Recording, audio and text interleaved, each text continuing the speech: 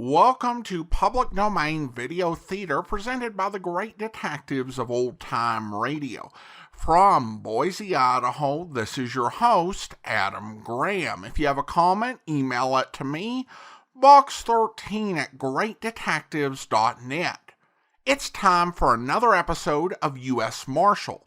The original air date on this one is April the 4th, 1959. The title of the episode is Armored Car. It's Season 1, Episode 26. Let's go ahead and watch it.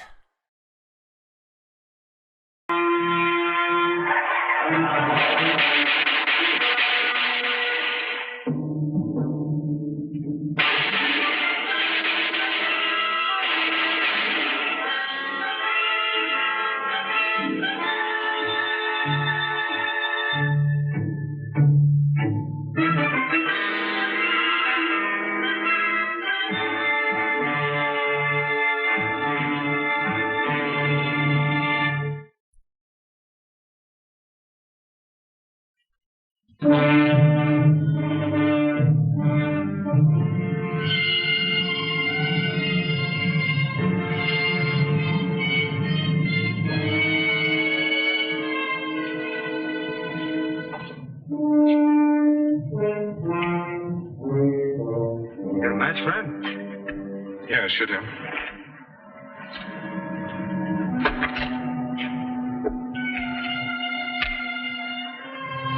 I've got 803. Same here.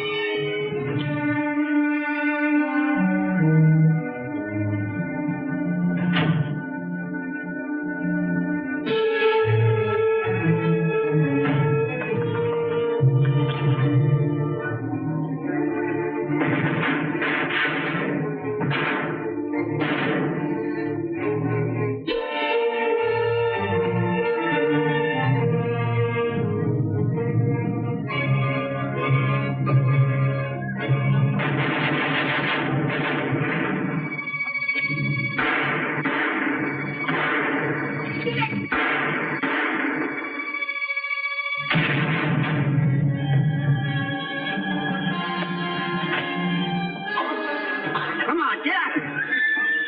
Give me those guns.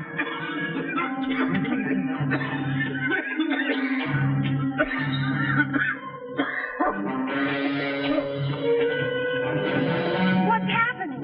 3 men in gas mask held up an armored car.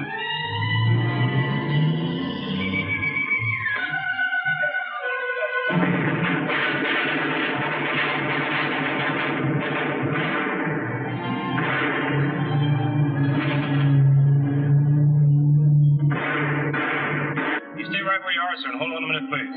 Frank! Frank! Yes? Hold up at the rocket plant.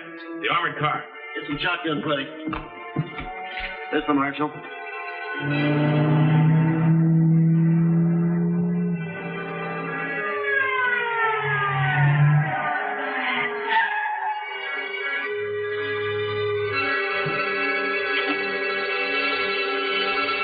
Better start checking for witnesses and see if you can find any evidence around. I'll find an office where we can use a phone. Okay, Frank.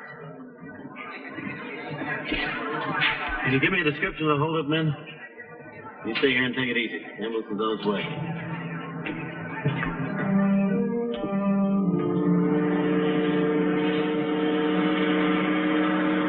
We've had 3 reports are still heading east. No, if they'd double back, we'd have them by now. Yeah, that's right. Yeah. I'll keep them pouring in. All right.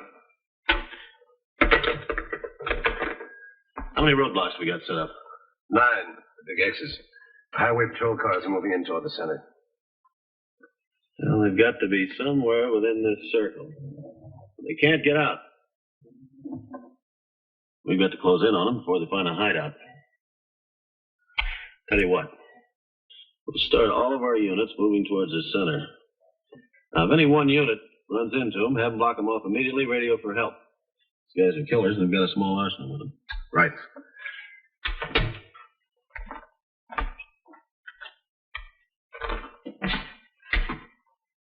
Frank, looks of this stuff they were using Army equipment. The whole thing looks like a military operation. What kind of explosives did they use on that car? Some sort of gelatin. Gelamite, probably. What about witnesses? I got 4 of them, including the one who phoned it in. All right, we'll start with him. Okay. Mr. Rylander, please.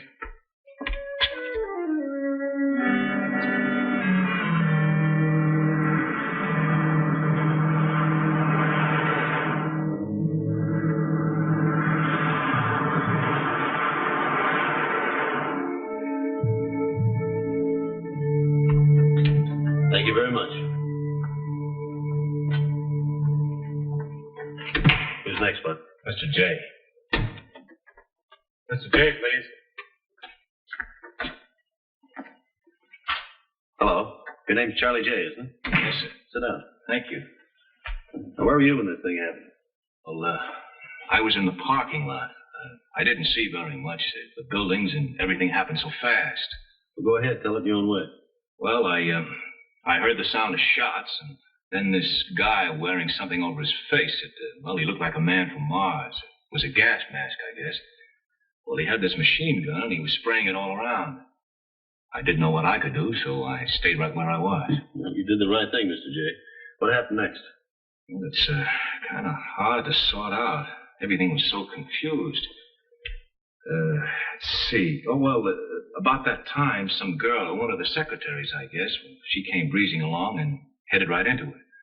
So I pulled her down behind the car. I couldn't see very much from there.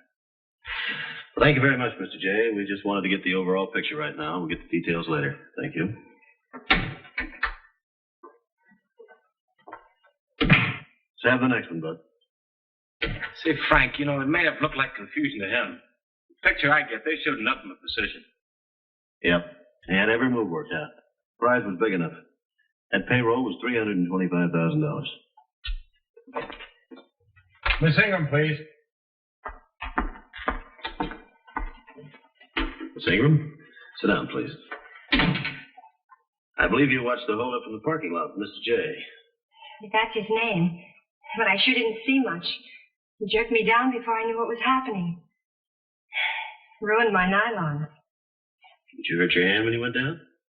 I burned it. You burned it? On the exhaust pipe of the car. I didn't notice the motor was running, and I touched the exhaust. I'd like to go to the infirmary if you're finished with me. Well, before you go, Miss Ingram, I wish you would show my deputy here where the car was. The car with the motor running. It was in the parking lot. I told you that. I know that, Miss Ingram. If you'll just show him where the car was. Thank you.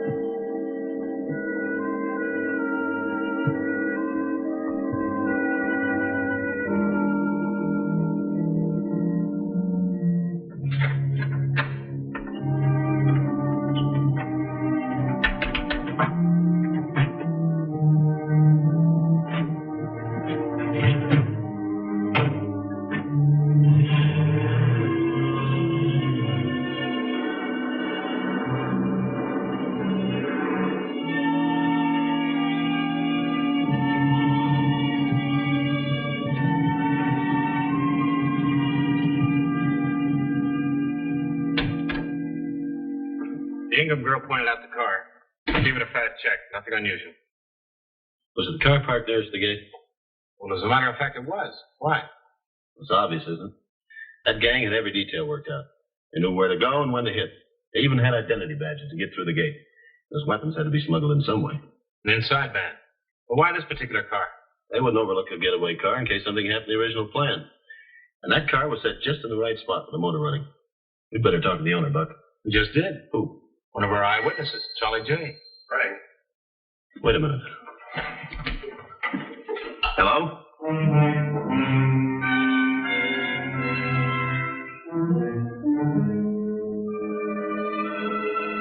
Oh, there's been a slip-up. It's got to be in that area. Yeah. Okay. Stand by. Yeah. Well, they got away. The circle's closed. 2 of our cars made contact. 2 others made visual contact. They came up with nothing. How's that possible? An armored car can't just disappear. No, this one did. There's still got to be someplace in that area. I want a checkmate of every farm, ranch, building. I don't care what it is till we find out where that armored car's hidden. I'll keep the roadblocks in place. Tell them I'll be there in half an hour. Oh, one more thing. Put a hold on Charlie J. Check on his friends and associates.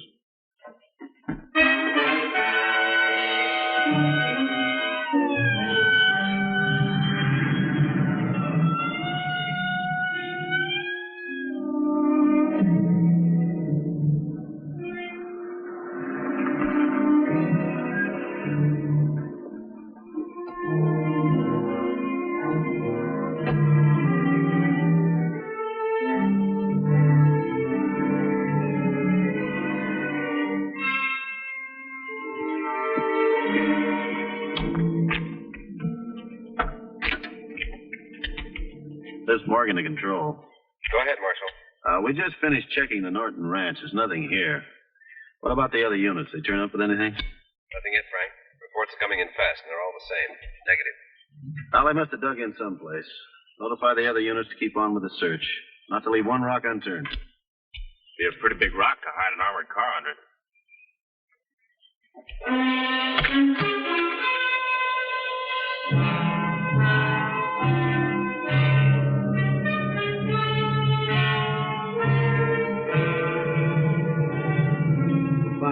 One of our cars. They use radar? You said turn over every rock. There's only a question of time before somebody will think to look there. Frank? What do you got? Nothing. They didn't leave the calling cards. Maybe the boys at the lab will come up with something. Well, they switched vehicles on us and slipped right through us.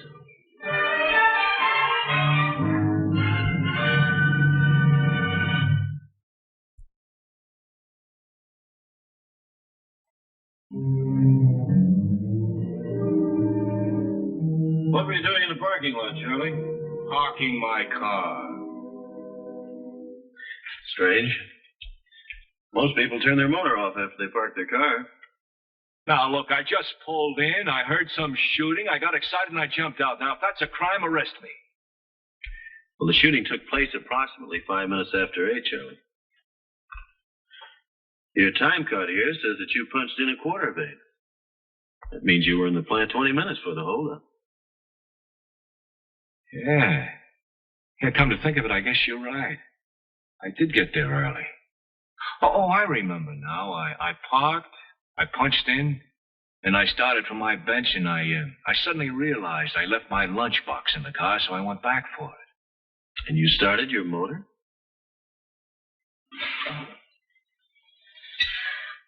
All right, so I panicked. When I heard that chopper go off, the only thing I could think of was to get out of there, so I started the car.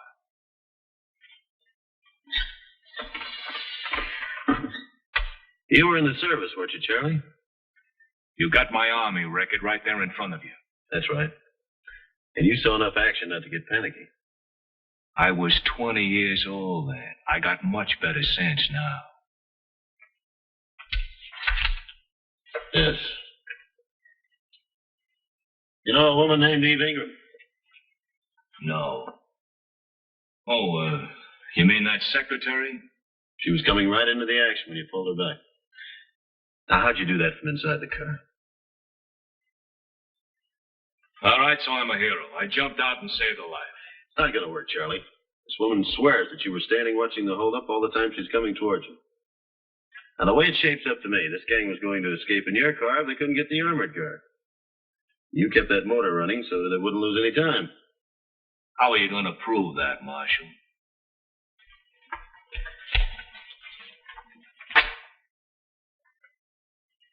You know a man named Ernie Lawson? Ernie Lawson. It seems to me there was a man by that name who worked on the next bench. He was laid off. He was fired for absenteeism. He was your best friend, wasn't he? I knew him. I know lots of people. Well, you were in the Army together. In fact, he used to punch his time card when he was late. A couple of times you checked him in, he didn't even show up. Do that for all your friends, Charlie?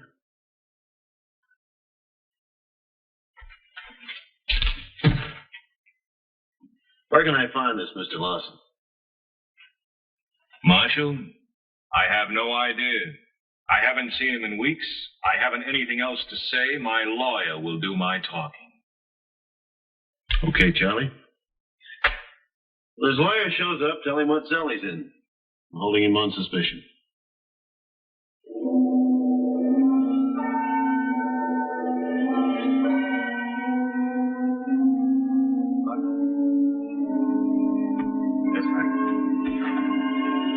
I'm going to play a hunch.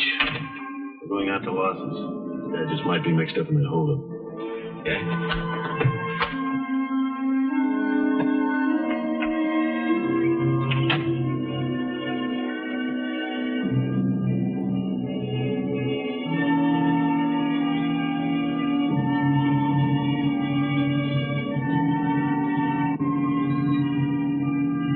Mrs. Lawson?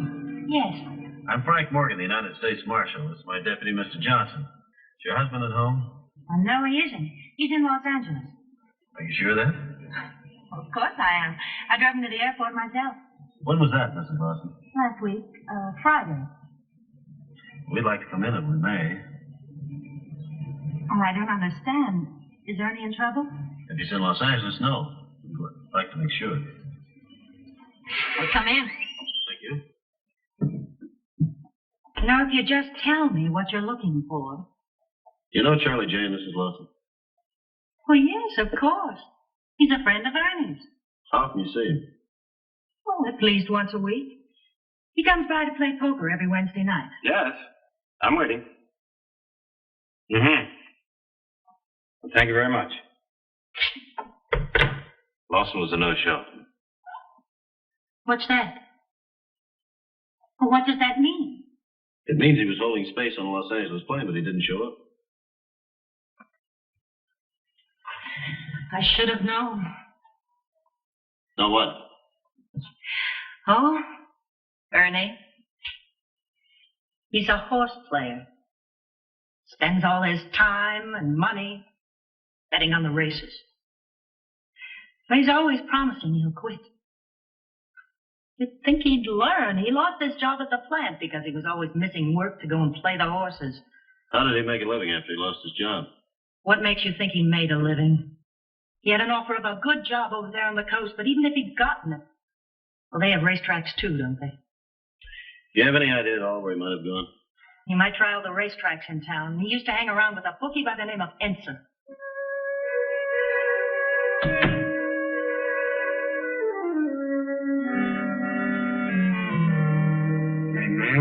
Magazine.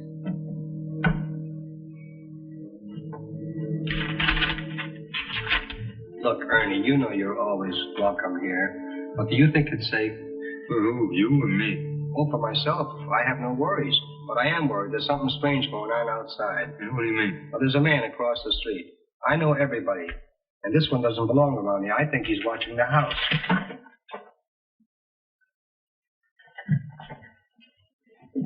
I don't see anybody. Well, he was there. That's what disturbs me. There was somebody there. He's probably checking on you. Me, I'm in L.A. Look, Ernie, are you sure your wife isn't checking up on you? All right, I'll go.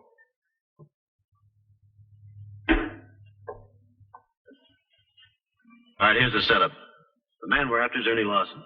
Almost certain he's in that house. Now, he's well armed. He knows how to handle a gun. He's got a lot of money at stake, so be careful. Let's go. Ernie. They're here.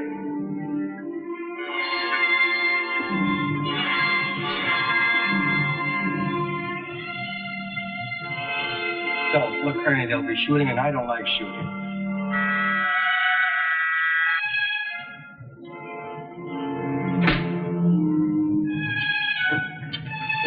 Lawson, drop your gun, put up your hand. Hold it. Put your hands up. Put your hands up. Drop that gun. Drop it.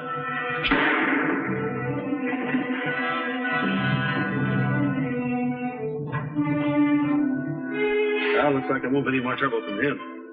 Now with Charlie J gone, that's 2 down. 2 to go. Yeah, but he won't be able to tell us who they are. Huh? Well, we made some progress, but not enough. 2 of the gang are still missing. We haven't got a lead on the money yet. We can't tie Jay and Lawson in with anyone else. If any of you men got any ideas, let's come up with it. Well, Frank, I've been wondering about the Norton ranch. What? Those hay bales belong to Norton. Well, Norton's in the east. Now, I know Howie Norton. He wouldn't be mixed up in this. Of course, Lawson's a horse player. Norton's got a string of horses. Gang used the ranch. There might be some connection there. Sure, they might have known each other from being around the tracks. But I'll take odds that Norton didn't know Lawson was going to use his ranch. Well, we could contact Norton. See if he knows who Lawson's friends were. What about Norton's nephew? I've forgotten about him. Draper, that's his name. Vic Draper. Spends a lot of time in Mexico racing some of Norton's horses. In that case, he'll need a visa. Better check and find out when was the last time he crossed the border. How long will it take you to do this, Buck? 2 or 3 hours. Do it right away. In the meantime, I don't want you men to talk about Lawson. Those 2 know that he isn't going to join them. They'll head for parts unknown.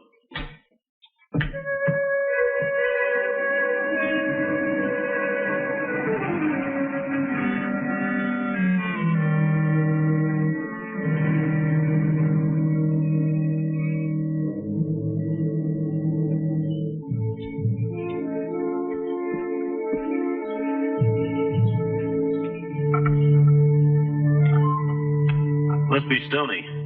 Track steward says he takes care of Draper's horses. Train them up north. Race them a few times and sell them off. Not as profitable as stealing payrolls, huh? And I've still got to prove it. I do know that they crossed the border 5 hours after holdup. And a horse truck would easily get through a dragnet looking for an armored car. They were both in the Army together. Stoney was a demolition expert. But you need more evidence. Yeah, for payroll.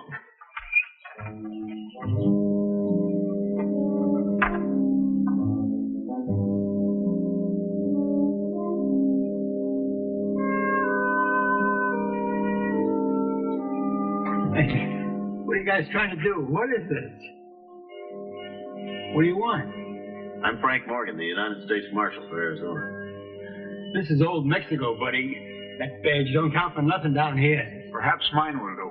I'm chief of police. Take a look inside.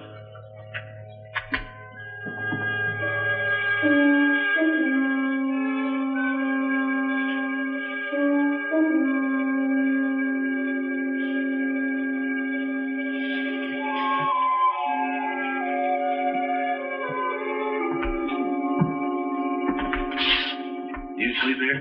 Yeah, I sleep here.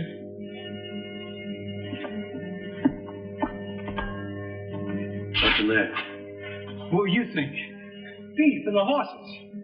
Say, what's bucket you guys?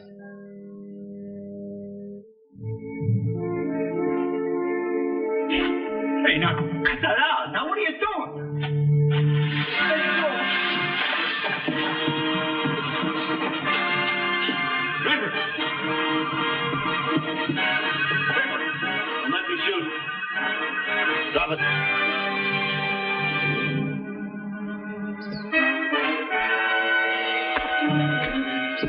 I don't know.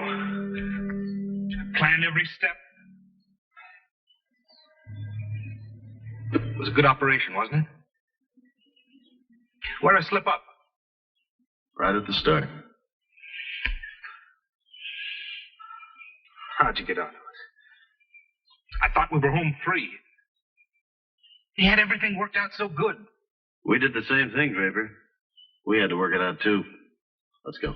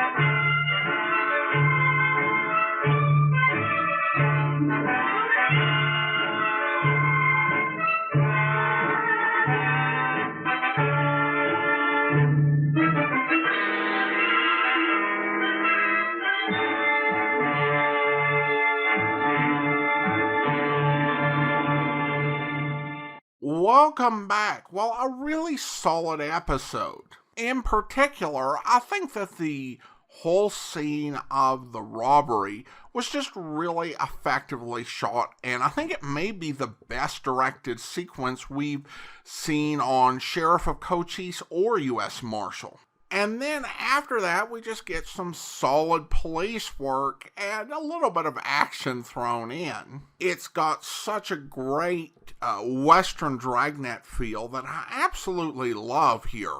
It is funny at the end when the criminal asks, what they did wrong, or where they made their mistake. In this era, the answer, of course, is going to be, you went wrong when you decided to pull this heist. But to me, it's hilarious that the criminals are asking the police for feedback. And this happens a lot. It's either, could you give me some feedback because I want to be the best robber I can. And so you give me some feedback and the next armed robbery I do will be so much better than this one.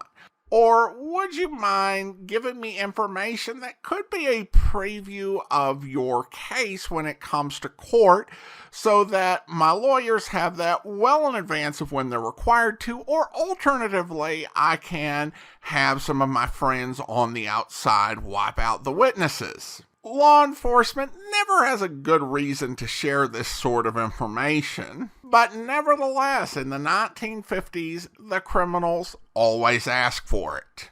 And that will do it for now.